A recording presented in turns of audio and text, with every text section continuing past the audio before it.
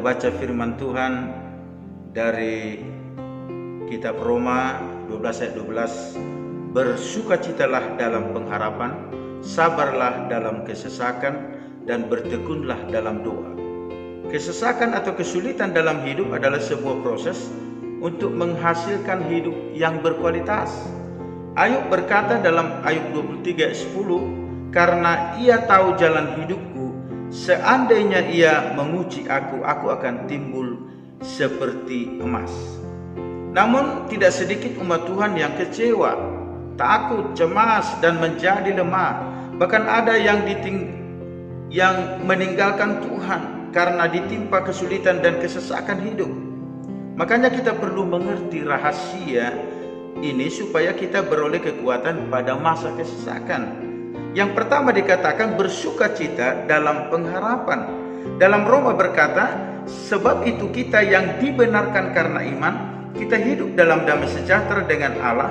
Oleh karena Tuhan kita Yesus Kristus, oleh Dia kita juga beroleh jalan masuk oleh iman kepada kasih karunia ini. Di dalam kasih karunia ini kita berdiri dan kita bermegah dalam pengharapan akan menerima kemuliaan Allah. Dan bukan hanya itu saja, kita malah bermegah juga dalam kesengsaraan kita.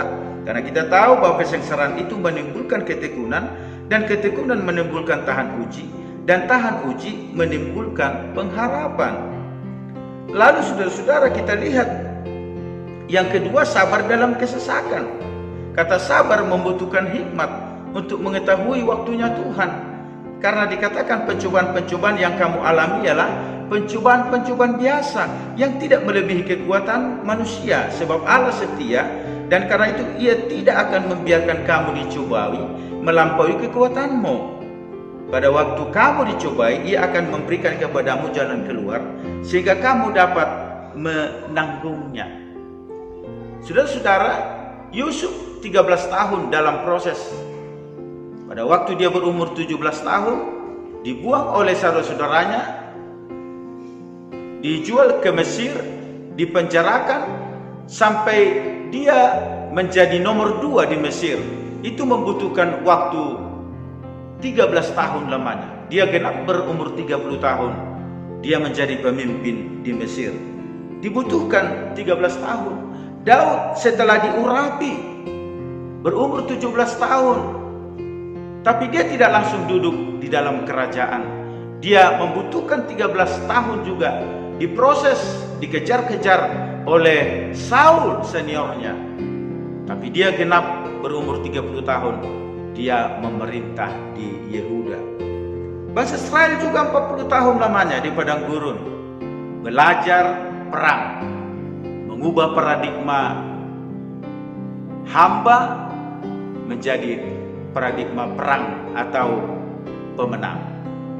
Saudara-saudara, yang terakhir dikatakan tekunlah dalam doa.